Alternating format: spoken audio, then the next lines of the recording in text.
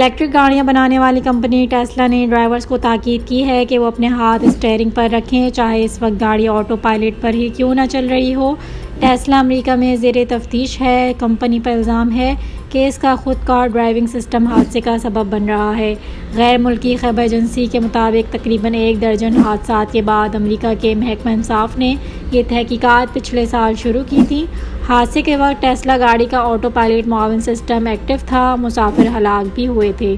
पिछले हफ्ते एल्विन मिस्क ने बताया था कि टेस्ला जल्द ही मुकम्मल खुद कार ड्राइविंग का जदीद वर्जन रिलीज़ करेगी, जिसके ज़रिए आप स्टीयरिंग को हाथ लगाए बगैर अपने मतलूबा मुकाम तक पहुंच सकते हैं।